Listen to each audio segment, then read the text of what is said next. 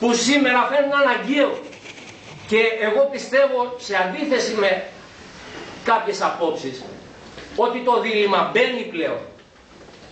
Μπαίνει με άνισους όρους για μας. Γιατί προερχόμαστε από μια ιστορική ήττα του εργατικού κινήματος της περίοδου του 90, όπου καταρρεύσανε οράματα, ιδέες, αγώνες κλπ. Αυτό το υφιστάμεθα όλο αυτό το διάστημα, τα 20 χρόνια δηλαδή από τότε μέχρι σήμερα, έχει ενσωματωθεί στη συνείδηση του κόσμου και η δυσκολία είναι πώς θα επαναφέρεις το όραμα. Ήταν το όραμα και επειδή μπήκε με το θέμα του σοσιαλισμού του υπαρκτού. Άποψή μου είναι ότι βοηθητικό είναι ότι κατέρευσε αυτό που συνεχιζόταν έτσι. Γιατί δεν είναι τυχαίο ότι κατέρευσε χωρίς καμιά αντίσταση εσωτερική, σημαίνει ότι κάτι δεν πήγαινε καλά ουσιαστικά εκεί. Άρα ήταν όραμα για παραπέρα εξέλιξη. Τώρα μπορείς να στηριχτείς όπως το Κουκουέ που έρχεται και σου λέει μα αυτό θέλω πάλι. Το ίδιο μοντέλο, το ίδιο πράγμα όπως ήταν γιατί ήταν καλό. Με τι προοπτικές, και κοιτάξτε κάτι, δεν μπορεί να κοιτάει κανείς μόνο το κομμάτι του. Στην Ελλάδα πραγματικά έχει επιρροή το Κουκουέ για ιστορικούς λόγους. Και έχει κρατήσει αντιστάσεις και είναι γεγονός και να το αναγνωρίσουμε αυτό. Οι μάχες που δίνει ο λαός δεν είναι ανεξάρτητες κατά τη δική του στάση. Έχει ένα κομμάτι συμμετοχής σε όλο αυτό. Που δεν υπάρχει στον υπόλοιπο ευρωπαϊκό χώρο, ας πούμε, και έχουμε να καταραίουν τα πάντα σε επίπεδο εργατικού κινήματος. Αλλά μπορεί να πάει μπροστά με αυτή τη λογική. Δεν μπορεί. Είναι πάρα πολύ κοντά τα ποδάρια. Άρα πρέπει η ανανέωση του οράματος, και αυτό είναι η πολιτικοποίηση του αγώνα σήμερα, να μπει με νέους όρους. Δηλαδή αυτός ο σοσιαλισμός, ο κομμουνισμός που πρεσβεύουμε θα πρέπει να είναι έμπρακτος πλέον, όχι ταμπέλα. Δεν αρκεί να πω θέλω την κομμουνιστική απελευθέρωση. Και τι έγινε. Ο άλλος στο μυαλό του φέρνει τη Σοβιετία, την Ουγγαρία, την Αλβανία. Πρέπει με πραγματικούς όρους πλέον αντιπαράθεσης να προχωρήσουμε. Και αυτοί οι όροι δεν μπορεί να είναι το επιμέρους. Κάθε κλάδος με τα επιμέρους του θα πρέπει να συνολικοποιεί έτσι ώστε να ενώνεται ένα κίνημα. Από εκεί πρέπει να ξεκινήσει. Δεν μπορώ να περιμένω πότε η ΓΕΣΕ και ΑΔΔ ή όποια άλλη συλλογικότητα τέτοιου τύπου θα μπορούσε να κατεβάσει όλο τον κόσμο. Αποκλείεται. Ίσα ίσα είναι επικίνδυνο γιατί του τραβάει το χαλί την τελευταία στιγμή, πάει το κίνημα. Δες Οκτώβρη με τώρα. Άρα χτίζουμε αυτό του άμεσου μέλλοντος, όχι του μέλλον, το τώρα. Σε μια βάση που θα λέει από τα κάτω ξεκινάμε ξανά με μια ανατροπή των πάντων να πάμε σε μια πορεία ρήξης. Δεν θα είναι δρόμος με λουλούδια. Αυτό το ξέρουμε. Θα έχουμε και θύματα. Είναι αποφασισμένη η αστική τάξη. Δεν παραχωρεί τίποτα. Εμείς είμαστε αποφασισμένοι. Εδώ είναι το κουμπί. Για να είμαστε όμως θα πρέπει πρώτα απ' όλα να υπάρξει αυτή η πρωτοπορία που θα μπει μπροστά. Θα βάλει το χέρι στη φωτιά δηλαδή. Δεν είναι μόνο ο κόσμος, το είδαμε στις πλατείες. Την αντίσταση την έκανε. Βγήκε στους δρόμους. Με τι συνθήματα όμως. Με τι πολιτική προοπτική βγήκε.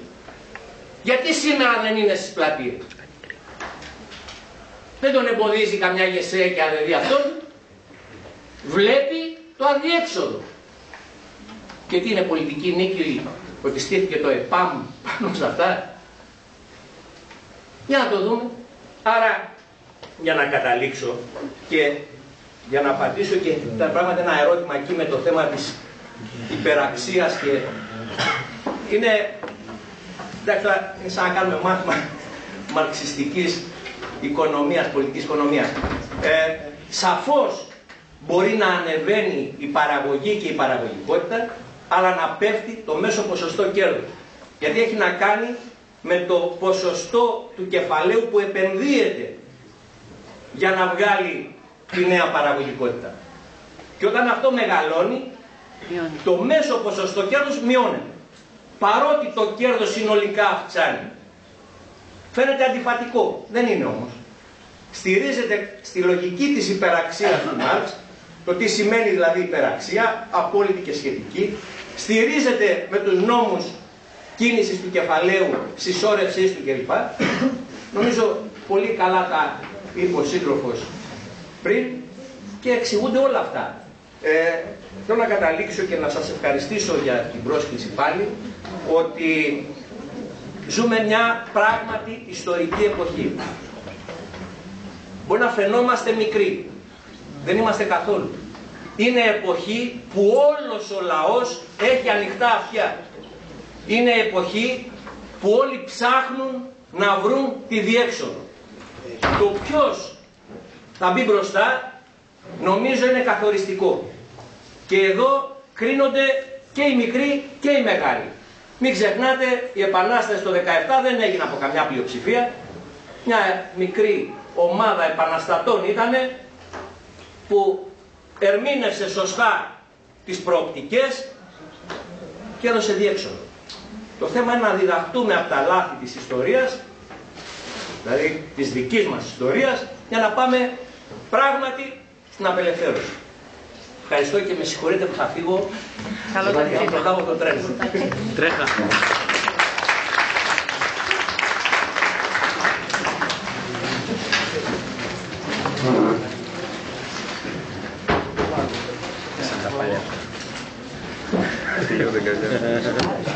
Τώρα εντάξει, πάει το σακάκι. Λοιπόν,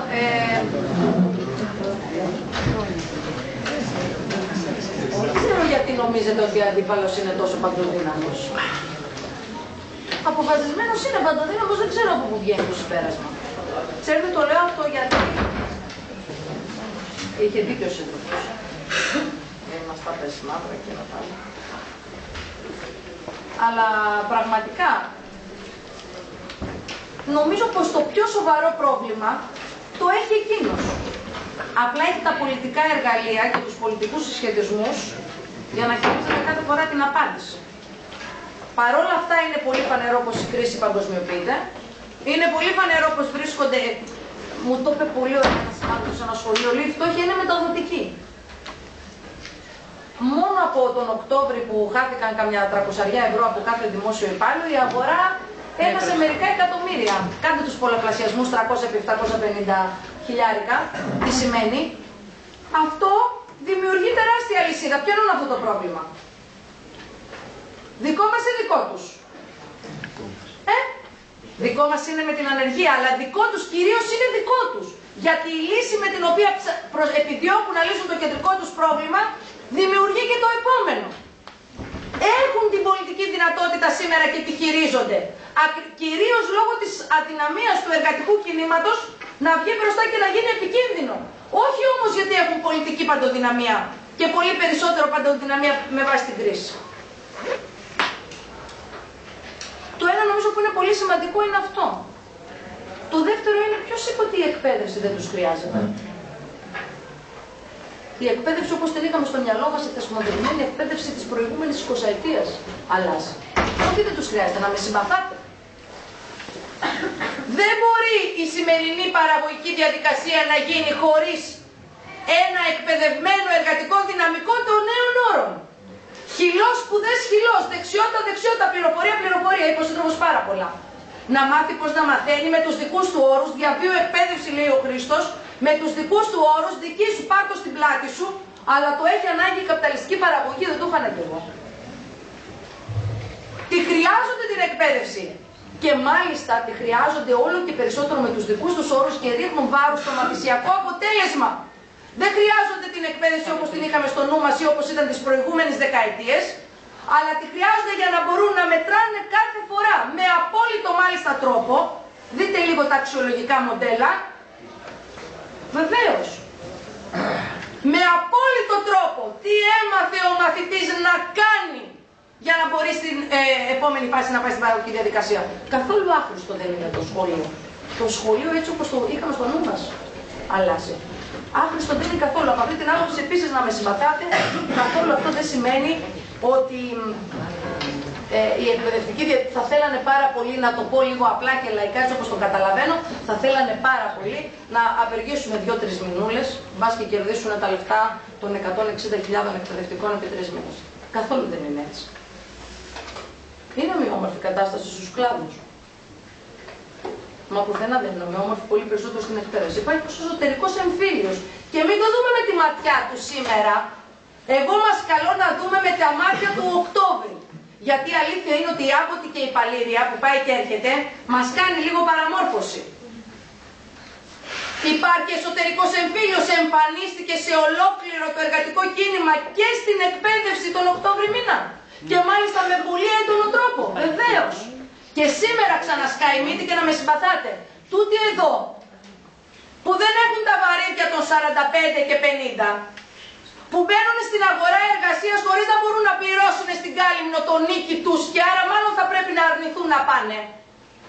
Είναι άλλη γενιά που μπορεί να έχει περισσότερο ατομισμό από ό,τι οι προηγούμενες θέλουμε να λέμε πως είχαμε, αλλά έχει περισσότερο, μεγαλύτερη, πολύ πιο οξυμένη με έντονο τρόπο τη δυσκολία και την ελπίδα ταυτόχρονα και βγαίνει στο προσκήνιο. Τον Οκτώβρη βγήκε στο προσκήνιο ένα σημαντικό κομμάτι σε ολόκληρο το δημόσιο τομέα και τον ιδιωτικό. Και θα πω 2 κουβέντες μετά γι' αυτό. Από τις καταλήψεις των Υπουργείων, πότε το είχε ξαναδεί αυτό ο τόπος? Τι είναι αυτό που προκάλεσε την εκπαίδευση και βγήκε με μαζικούς όρους? Μην κοροϊδευόμαστε, η εκπαίδευση είναι ένας μεγάλος χώρος, από μόνη της είναι διαδήλωση, έτσι. Να λέμε την αλήθεια. Είναι από μόνη της διαδήλωση, μια διαδήλωση από μόνη της. Υπάρχουν άλλοι χώροι που δεν κάνουν διαδήλωση από μόνοι τους. Η εκπαίδευση όταν βγαίνει στον δρόμο είναι διαδήλωση από μόνη της. Όταν έχεις στην πανεργατική 10, 12, 15.000 ανθρώπους, δεν είναι αστείο πράγμα και ούτε είναι προς υποτίμηση. Η απεργία των εργαζόμενων στους ΟΤΑ, οι καταλήψεις, οι καινούργιες πρωτότυπες μορφές, η δυνατότητα που εμφανίζει το εργατικό κίνημα να ξεπερνά έστω και προσωρινά, λέω εγώ, και βάζω την υπογράμμισή μου τις 10.000, τα 10.000 ερωτηματικά μου και τις παρενθέσεις μου, προσωρινά τα εμπόδια της γραφειοκρατίας. Είναι νέο στοιχείο του κινήματος. Η χαλιβουργία είναι παλιό ή νέο? Είπε ο Παύλος πριν, θα χάσουν, συγχωρείτε, 70 μέρες απεργίας. Έχει ξαναγίνει απεργία στον ιδιωτικό τομέα τα τελευταία χρόνια, δεν λέω για τις πολλές μέρες, που να συμπαρασύρει ταυτόχρονα? Τι φανταζόμαστε, ότι να το πω, πήγαμε προχτές με το σωματείο μου στην 3Ε εκτυπωτική. Αυτοί έχουν αναλάβει 13 τίτλους βιβλίων να βγάλουν, τους οποίους δεν τους έβγαλα. Τους είδαμε λοιπόν στιβαγμένους στις μηχανές. Έχουν κάνει επίσκεψη από τις 6 του Δεκέμβρη, 5 μήνες απλήρωτοι. Αρχές Δεκέμβρη, τέλη Νοέμβρη, αρχές Δεκέμβρη, μας έρθει μια φωνιά βιβλίων. Λέω, ρε παιδιά, γιατί αφήσατε να φύγουν αυτά τα βιβλία και δεν κάνατε επίσκεψη πιο πριν? Αφού 5 μήνες σας έχει απλήρωτος. Λέει, γιατί μας έλεγε κάθε φορά πάρε 200.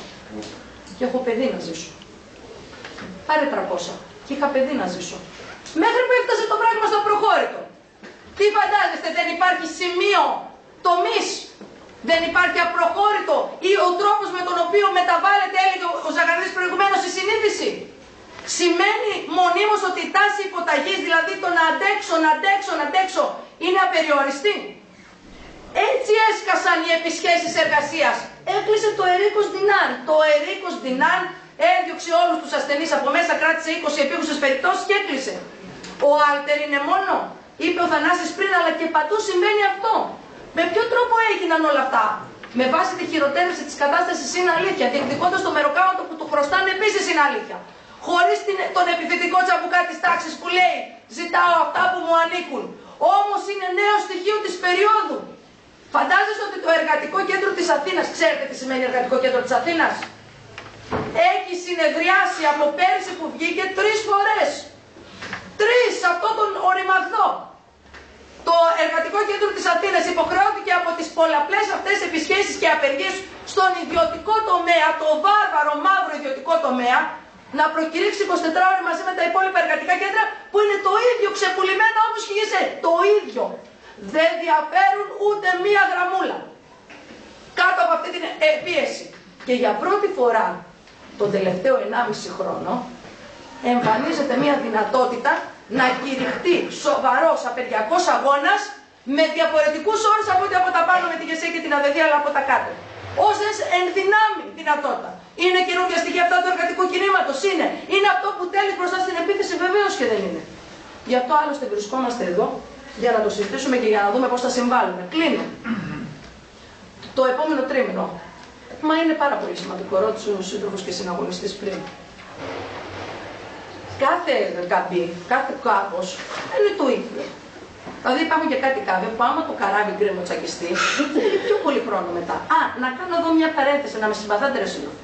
Ποιος είπε ότι όλο αυτό το δίχρονο δεν είχαμε καμία δυνατότητα ανάσχεσης ή καθυστέρησης μέτρων?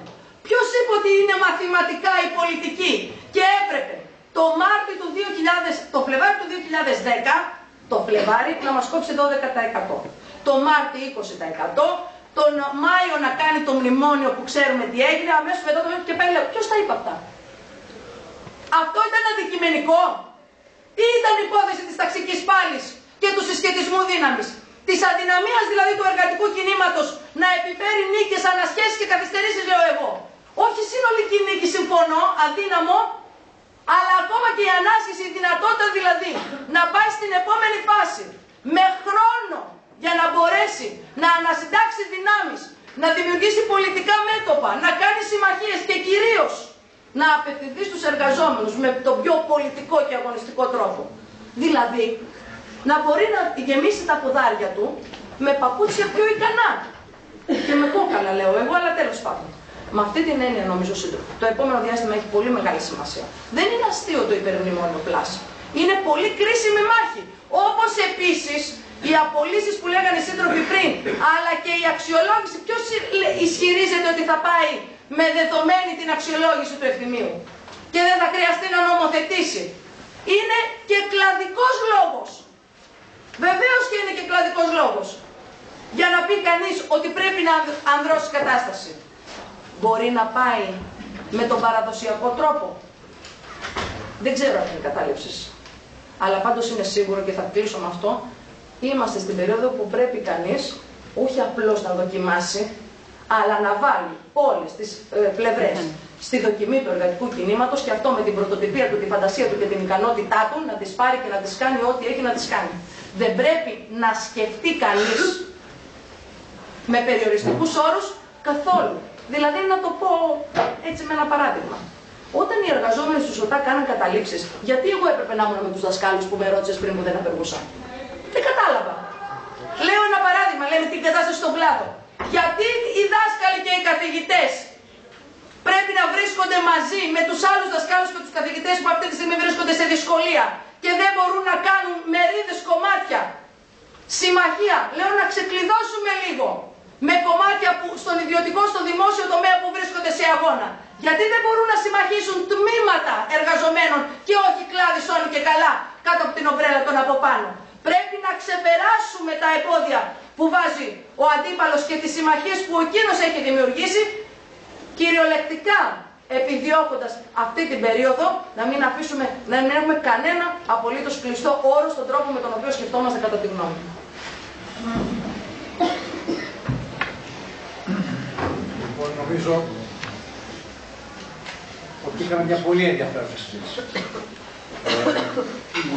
Η Ντίνα με ορισμένα πράγματα που είπε έχει καλύψει αρκετές από τις παρατηρήσεις μου. Θα ήθελα εγώ να εστιάσω την προσοχή σε ζητήματα λίγο διαφορετικής τάξης. Θεωρώ ότι έχουμε μπει σε μια καινούργια περίοδο. Θεωρώ ότι πρέπει να μιλάμε με όρους εποχής, με όρους ολόκληρης περίοδου. Θεωρώ ότι η ιστορία δεν κινείται εξελικτικά, ομαλά, αλλά έχει στιγμές όπου ο χρόνος επιταχύνεται. Αυτό το βλέπουμε. Το βλέπουμε στην Ελλάδα πρώτα, γιατί η Ελλάδα σαφέστατα είναι ο ασθενής κρίκος της Ευρώπης. Προς το παρόν. Όπως και κάποιες χώρες του Νότου. Αλλά αυτό δεν αφορά μόνο την Ελλάδα, δεν αφορά μόνο τον Νότο. Δεν αφορά μόνο την Ευρώπη. Η ιστορία επιταχύνεται. Θεωρώ δεδομένη την απελευθέρωση, τον απεγκλωβισμό, αν θέλετε, εκατομμυρίων ανθρώπων από την ηγεμονία της αστικής ιδεολογίας. Αυτό δεν σημαίνει αυτόματα κάποιο προσανατολισμό νέο, αλλά αναφέρομαι στο γεγονός ότι εκατομμύρια ανθρώπων είναι σε διαδικασία αναζήτησης. Δεν υπήρχε αυτό παλιά, δεν υπήρχε. Επειδή ετέθη αυτό το ζήτημα και νομίζω είναι εύστοχη αυτή η αναφορά, γιατί παλιά είχαμε μια άλλη κατάσταση. Γιατί παλιά είχαμε τους εργαζομένους, τους μισθωτούς εργαζομένους στις χώρες του ανεπτυγμένου καπιταλισμού να είναι εγκλωβισμένοι, όπως τα έλεγε ο Φρέιρ, σε μια κουλτούρα της σιωπής. Σαν να έχουν ένα ζωώδη τρόπο ζωής, εγκλωβισμένοι, απλά στο ένα περιβάλλον. Γιατί βεβαίως ο καπιταλισμός στον 20ο αιώνα, αντιμετωπίζοντας πολύ μεγάλες προκλήσεις, για πρώτη φορά στην ιστορία της ανθρωπότητας, το σύστημα της ταξικής εκμετάλλευσης αντιμετώπισε υπαρξιακό πρόβλημα. Όχι πρόβλημα απλά για την κυριαρχία μιας τάξης, αλλά εν γέννη της ταξικής εκμετάλλευσης. Έστω και αν κάποιοι σύντροφοι ή συντρόφισσες δεν θα συμφωνήσουν με αυτή την άποψη που έχω.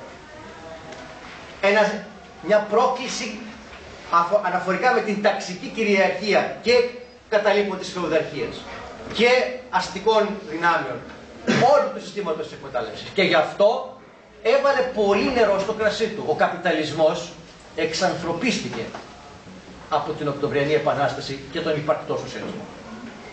Άλλαξε πάρα πολύ. Σε ορισμένες περιπτώσεις εκπληκτικά υπήρξαν χώρες που είχαν στο 60% των παραγωγικών δυνάμεων κρατική ιδιοκτησία. Είχαν σταθερά δημοσιονομικά. Σταθερά, δεν χρειάζεται να πάνε να κάνουν δάνεια. 60%. Δεν μιλάμε μόνο για τους σιδηροδρόμους και για τα ταχυδρομεία. Κάποιες άλλες το 50%. Ακόμα και η Βρετανία, η Μητρόπολης της φιλελεύθερης, της παραδοσιακά αστικής αντίληψης, είχε το 40% των παραγωγικών της δυνάμεων υποκρατική ιδιοκτησία. Και ό,τι αυτό ακόμα συνεπάγεται αυτός ο καπιταλισμός, που υποχρεώθηκε τρόπον δεινά, το λέω έτσι λίγο σχηματικά, να δώσει το 49% της εξουσίας του για να κρατήσει το 51%, να κρατήσει τη στρατηγική πρωτοβουλία, αυτός ο καπιταλισμός οπωσδήποτε έκανε πολλά πράγματα για να διασφαλίσει την κοινωνική συνοχή. Και αυτά δεν ήταν φούσκες. Και μην γελιόμαστε. Όλες οι υποδομές, όλα αυτά που έκανε και το έδωσαν στρατηγικές ικανότητες εν σχέση προς τον υπαρκτό σοσιαλισμό, έγιναν αυτή την περίοδο. Το ανώτατο, το σύστημα εκπαίδευσης, αυτή την περίοδο έγινε, ως μαζικό σύστημα εκπαίδευσης. Το ανώτατο σύστημα εκπαίδευσης. Δείτε πόσα πανεπιστήμια είχε η Αμερική πριν τον πόλεμο. Τα περισσότερα πανεπιστήμια, πάνω από το 60% των πανεπιστήμιων έγιναν στην δεκαετία του 50, του 60, του 70. Υποκαθεστώς δημοσίου. Τα νοσοκομεία, το σύστημα ιατροφαρμακευτικής περίθαλψης, που έδωσε τι έδωσε? Ικανό εργασιακό δυναμικό. Αυτό το σύστημα έδωσε ικανό εργασιακό δυναμικό. Και στον χώρο της επιστήμης, και στον χώρο της έρευνας, και στον χώρο της εκπαίδευσης. Αυτές οι επιτυχίες έγιναν κάτω από μια άλλη κατάσταση. Η οποία δεν ήταν αυτό που ήθελε ο καπιταλισμός. Ήταν ένας εξαιρετικός στρατηγικός ελιγμός για να κρατήσει το πιο σημαντικό, τη στρατηγική πρωτοβουλία. Για να τα καταφέρει με τον πιο επικίνδυνο αντίπαλό του και μετά να δείξει αυτό που πάντα ήθελε να κάνει. Αυτό που κάνει σήμερα. Αυτό είναι το πρόσωπό του. Μα αυτό είναι το πρόσωπό του. Θεωρώ δεδομένη τη στροφή στα αριστερά. Την αναζήτηση στα αριστερά. Το θεωρώ δεδομένο και νομίζω ότι μέχρι τώρα οι κοινωνίες δεν μας έχουν δείξει αντανακλαστικά που να μας παραξενεύουν. Νομίζω είναι φυσιολογικά τα αντανακλαστικά. Στην Ελλάδα, στην Αφρική, στην Ευρώπη είναι φυσιολογικά αντανακλαστικά. Είναι τα αντανακλαστικά του κόσμου της μισθωτής εργασίας που βρισκόμαστε σε αυτές ακριβώς τις συνθήκες, γνωρίζοντας το αυθεντικό πρόσωπο της ταξικής εκμετάλλευσης, ενεργεί πώς ενεργεί? Με δυσφορία, με αντίσταση, με κινητοποίηση, με αγώνα, με αναζήτηση. Βεβαίως υπάρχει μια ιστορική ιδιομορφία. Βρισκόμαστε σε μια εποχή μετά και την πρώτη ήττα, γιατί μάλλον, εντάξει, ελπίζω να μην υπάρχει άλλη ήττα, αλλά την ήττα των πρώτων σοσιαλιστικών εγχειρημάτων. Αυτό αλλάζει τα πράγματα.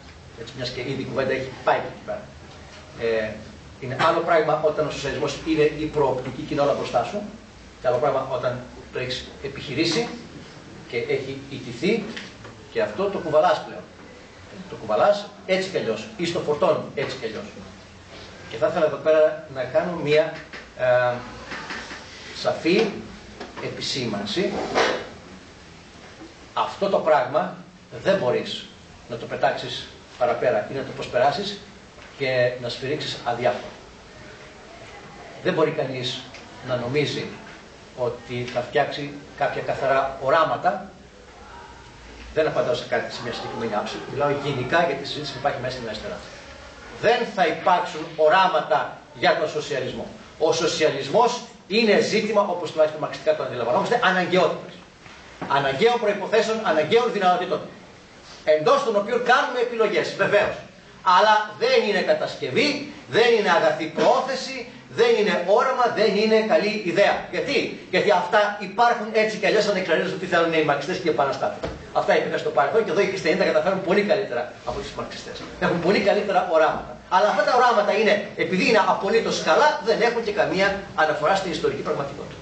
Και καμιά ελπίδα να υλοποιηθούν.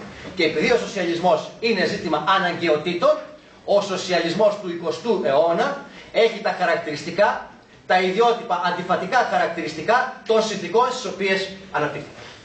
Και αυτό δεν το λέω για να απαντήσω, οπωσδήποτε θέλω να απαντήσω σε συγκεκριμένες απόψεις, αλλά το λέω για να υποδείξω το εξής.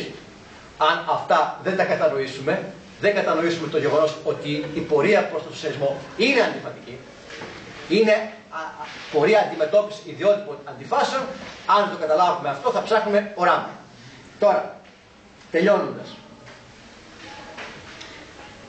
πού βρίσκεται η δύναμη της αριστεράς, της κομμουνιστικής αριστεράς? Στη δύναμη του κόσμου της εργασίας. Ενός κόσμου της εργασίας, της μισθωτής εργασίας, ο οποίος διαφέρει από όλες τις μορφές της εργασίας και τους τύπους εργαζομένων που γνώρισε η ανθρωπότητα. Ζωφερές καταστάσεις υπήρξαν και στο παρελθόν. Όλη η ιστορία είναι γεμάτη από πόνο και αίμα. Ο Χάρβεϊ είπε και κάπου νομίζω παραπέμπει στο Μάρξ ότι ο καπιταλισμός γεννήθηκε βαπτισμένος στον πόνο και στο αίμα. Έτσι, αλλά η ιστορία ξέρει πολλές τέτοιες εποχές. Δεν ξέρει όμως η ιστορία πάντα ταξικούς αγώνες και αγώνες για την απελευθέρωση.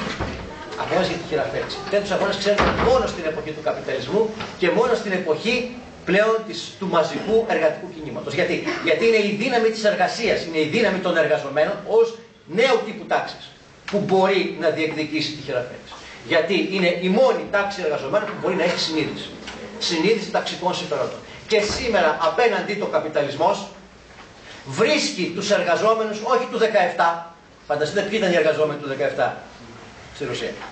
Όχι του 49, ποιοι ήταν οι εργαζόμενοι του 49 στην Κίνα ή στην Κούβα ή στο Βιετνάμ ή σε όλες αυτές τις χώρες. Βρίσκει απέναντί του εργαζόμενους που έχουν πολύ περισσότερες ικανότητες, πολύ πιο μεγάλες δυνατότητες να συνειδητοποιήσουν τα ταξικά τους συμφέροντα, να συσπηρωθούν, να συνεργαστούν, να διεκδικήσουν και να σκεφτούν, να στοχαστούν αναφορικά με τον κόσμο που θέλουν, να τον δημιουργήσουν ως πρωταγωνιστές. Και εδώ η ιστορία δεν επαναλαμβάνεται. Και εδώ, αν θέλετε, σε μεγάλο βαθμό φαίνεται ότι η ιστορία είναι μία αναστρέψη. Έχουμε άλλο τύπο εργασίας. Νομίζω ότι το βασίλειο της ελευθερίας μπορούν να το διεκδικήσουν, το αξίζουν και μπορούν να το κερδίσουν οι εργαζόμενοι που έχουν τη δύναμη να το κατακτήσουν.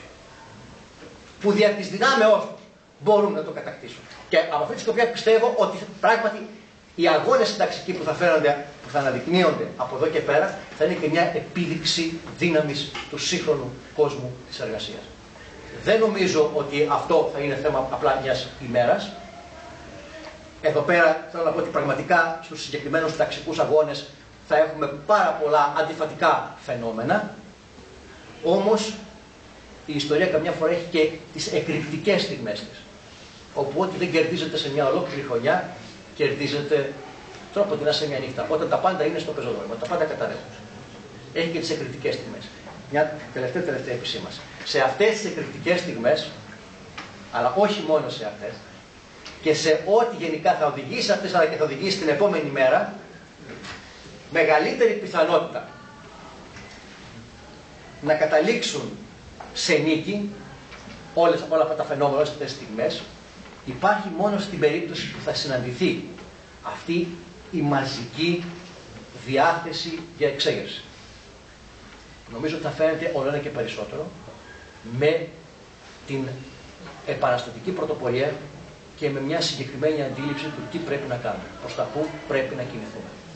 Το ξανατονίζω αυτό, οι αγώνες των εργαζομένων μπορούν να είναι φόροι όταν σαφώς οι εργαζόμενοι έχουν τη δυνατότητα να δείχνουν τη δύναμή τους, να συνειδητοποιούν τα συμφέροντά τους, αλλά νομίζω ότι είναι αναγκαία πάντα και η πρωτοπορία. Η πρωτοπορία για άλλους λόγους, για λόγους που δεν μπορούν, για συγκεκριμένες υποθέσεις που δεν μπορούν να διεκπεραιωθούν από τον κόσμο της μισθωτικής εργασίας, ιδιαίτερα της χειρονακτικής, που είναι μέσα ακριβώς εγκλωβισμένος σε αυτή την κατάντια, την μιζέρια, την αθλιότητα της υπάρξεως. Μιλάμε για τα ζητήματα της στρατηγικής. Θεωρώ ότι μέσα στην αριστερά, μοιράζομαι λίγο μια ιδέα που έχω εδώ και πάρα πολύ καιρό, θα λειτουργήσει τρόποντινά ο νόμος της φυσικής επιλογής. Με άλλο τρόπο. Δηλαδή, εκείνες οι δυνάμεις της αριστεράς που με συνέπεια θα δώσουν τους ταξικούς αγώνες, που γύρω τους θα έχουν μια πρωτοπορία των εργαζομένων. Άλλωστε η Οκτωβριανή Επανάσταση, ξέρετε, έγινε από πρωτοπορία πρώτα απ' όλα εργαζομένων. Έτσι. Και συνάμα οι δυνάμεις αυτές που θα έχουν σαφή αντίληψη στρατηγικής στο πού πρέπει να πάμε, πώς πρέπει να πάμε, και όχι μόνο στο μακρινό μέλλον, αλλά και στο αύριο, αν τα πράγματα αλλάξουν, αυτές μέσα από ένα νόμο φυσικής επιλογής θα αναδειχθούν, θα προκληθούν, θα κερδίσουν πλειοψηφικές συμμαχίες, θα ηγηθούν του αγώνα. Τώρα, εδώ να το αφήσουμε όμως, να βάλω μια τελεία, γιατί τα θέματα είναι πάρα πολλά.